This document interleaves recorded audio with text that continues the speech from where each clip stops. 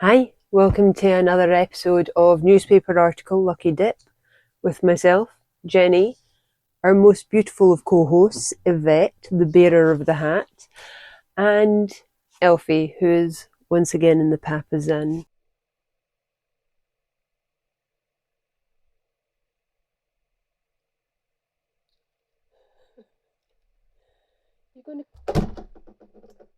It's his favourite bed. Now, this is second place. So, trigger warnings. I don't know what we have. No doubt there's at least one murder left, possibly a terrible, horrific accident of some description. I don't know. If in doubt, for your own sanity, please go down to the description below, have a wee look and see what came out the hat today, just to make sure that it's nothing that's going to affect you negatively. All right? We'll get into this one.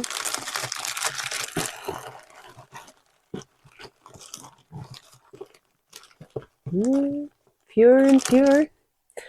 We have the Glasgow Evening Citizen for the 11th of May 1880. See what the Glasgow Evening Citizen has for us. Like I suggested in my intro there, murders are possible, and this might be one of those. We have strange poisoning case. A strange occurrence took place at Portsmouth on Sunday. A gunner named Haggett and his wife, a gunner named Bonner, who acts as dispenser in the surgery, and his wife, who had been out together, afterwards had some brandy and water in the surgery. All drank out of the same glass. The woman became sick immediately, and Haggett, who drank last, became insensible and died in a few hours.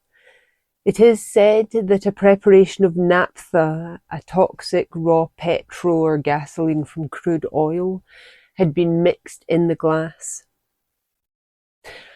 So not a murder. That's nice. Sharing the same glass, that was done a lot in former eras. You often hear about a gathering of people heading out to the pub and sharing a glass of brandy or whiskey or what have you. And it was literally a glass. Also, when people would go around to others' houses, especially if they were of a lower class in society, less well off, they would go round to meet their friends, and they would share a glass, because glass wasn't super cheap, and it was better than using a shoe or your bedpan as a receptacle, I would think. Although in this case, I think the bedpan may have caused less in the way of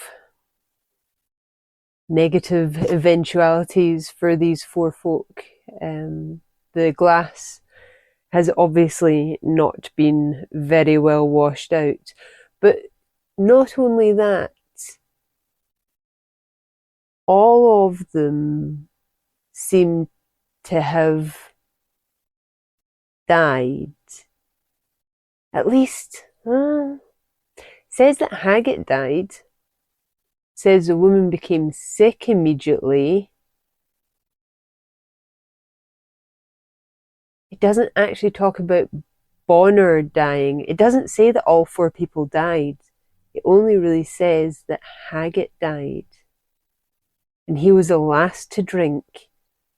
So they've had a glass, they've mixed up a solution of naphtha, whether it's for business, for the pharmacy, the dispensary, or what have you. They've mixed up this mixture in the glass. Then they've gone out, enjoyed themselves, come back. This has been the glass that's available, apparently. they may not have washed it at all. They may have just assumed that it was like fine to drink out of, and they've put the liquor in it. Haggett, and it states he was the last to drink. That glass has been drank, refilled, drank, refilled, drank, refilled, and then he's had it and he's died. So that remaining naphtha has been really strong, if we're to believe that that's the reason that he's died here, is by ingesting alcohol that was in a glass that hadn't been cleaned properly. Had they perhaps drank the preparation of naphtha, well, the other three wouldn't have. The first would have balked at it, and probably sustained negative outcomes there, but the other three would have been warned by the first person. So they've not noticed a taste, they've not noticed an overt smell that's got them concerned. They may already have been a little tipsy on arriving back at the surgery.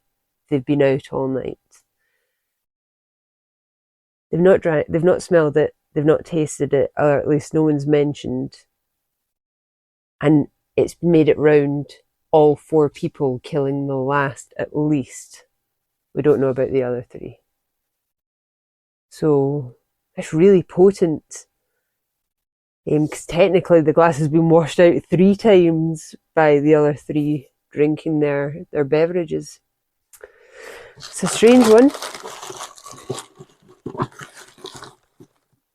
Yeah, very strange. Next we have The Sun for the 11th of July 1823. We'll see what the Sun has for us. There's no title for this one. It reads, "A mysterious circumstance occurred in the Green on Sunday morning. About 1 o'clock, Mr. Duncan, keeper of the Humane Society House, was awakened with the noise of some person plunging into the river," this could be the River Clyde at Glasgow Green, "and rushing out with his life preserver. He with much difficulty brought to the shore a woman apparently in the last struggles. Having laid her on the bank for a short time, she began to breathe most freely, when Mr. Duncan, being much exhausted, requested 2 men who had come to the riverside to carry the woman up to the house, when she should have recovered a little more, and in the meantime he went in to get quit of his wet clothes. The men were apparently smiths or founders in their working dresses and in liquor. Being tardy in coming up with their burthen, Mr. Duncan returned and was surprised to find that all 3 had crossed the river in the boat, out of which the woman sprang nimbly and climbed over the opposite garden gate. The 2 men remained in the boat, and on their return Mr. D questioned them sharply as to their proceedings, on which they both fell on him, one of them hitting him severely on the back with a large stone, which forced him to run for his house, whither they pursued him, and attempted to break open the door. Mr. D, upon this, loaded a pistol with a small shot, with which he riddled one of their legs, after having in vain warned them of their danger. Upon this they went off, vowing future vengeance. Mr. D is of the opinion that the woman had drowned a child with the knowledge of the men, and afterwards, in a fit of remorse, had attempted to drown herself. The river accordingly has been dragged all this morning, but no child has yet been found." And that's from the Glasgow Herald, so that really seals the deal in the fact that this occurrence has taken place in Glasgow Green at the River Clyde. I'm glad they haven't found a child. That could lead to the fact that the woman may have known the men, but may have had an altercation with them. Maybe she's been out of sorts for other reasons and thought to take her life due to whatever else was going on in her life. I find it strange that the men attacked Mr. Duncan. That doesn't really make sense. What were they trying to get from him? Vowing future for what? He saved the lassie, who they seem to have known, so they should really be grateful to Mr. Duncan for having saved her. They apparently didn't dislike or hate the woman since they've helped get her to the other side in the boat. Well, Mr. Duncan was changing his clothes there. I can't understand why they would have attacked him. There would have been less suspicion had they ignored him on arriving back at the other side and just going on their way. That would have been probably less of a story. Had they not tried to hurt him or kill him or whatever they were trying, I don't know. There's a whole sub-story here that we're not privy to, I think. We'll have another. Maybe the last, it depends on the size of it. We have the Caledonian Mercury for the 6th of April, 1736. A lot of these Caledonian Mercury articles are from the 18th century, which makes them very interesting. There's no title to this one either. It's very short. We have the close of last week. The corpse of an old woman was raised out of the Canongate churchyard by several young men, but strict search being made, the same was found untouched in an uninhabited house of the city, and was on Sunday decently reinterred. A soldier who digged up and carried off the corpse is in custody and is to be punished for the same. What? Some soldiers have basically robbed a grave of its occupant, an elderly woman. Doesn't say when she was initially interred. As if it was any time recent to the date of their shenanigans, that's going to have been quite the unpleasant undertaking. If she'd been there for a while, she would likely be a desiccated husk, or maybe really just a skeleton. Why, though? It says that they have one of the soldiers that did the deed in custody, but there's no motive suggested.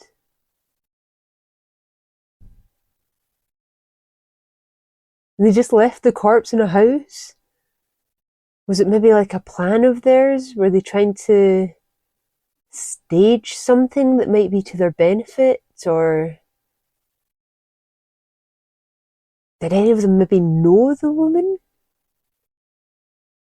And maybe had animosity towards her and felt like shifting their grave about and breaking into her rest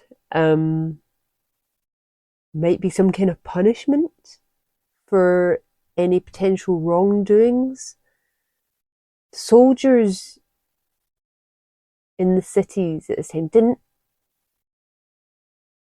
didn't usually come from the cities themselves. Especially in Scotland, a lot of the soldiers that would be stationed in Edinburgh and Glasgow were going to be from the Highlands, Ireland. There would have been an English contingent, or at least representatives from England in amongst the occupants of the barracks. So it seems unlikely that any of them would have known her or interacted with her prior to her death. But we can't say that for sure, really. We'll have a last one. Doesn't give her name either. Can't find out anything about any of those people. Not enough given. So our last for today is from the Dunfermline Saturday Press for the 27th of May 1865. We'll see what this one has to end us today.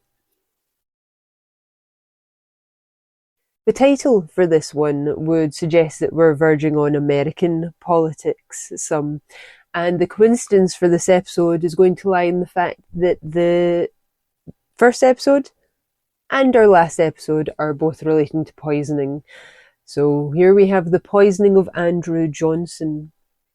There can be but little doubt left in the minds of those who have attentively perused the details of the plot to assassinate the leaders of the government that Andrew Johnson, who has endured so much undeserved obloquy for his singular aberration on the 4th of March, was on that occasion under the influence, not of spirituous liquors, not either of a mere disturbing drug, intended only to disfigure him, but of a deadly poison, furtively insinuated into his drink with the view to take his life.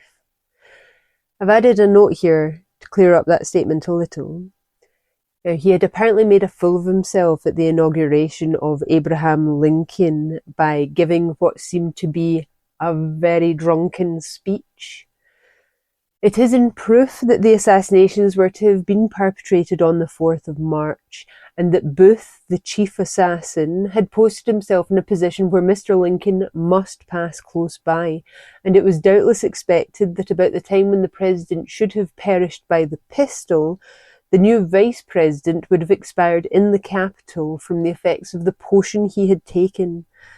Probably this view of the matter never struck the mind of Mr. Johnson, and it is not to be supposed that under the mystery of that strange occurrence, which must have puzzled him more than anybody else, he would care to allude to the affair with any attempts at explanation that might have been misunderstood.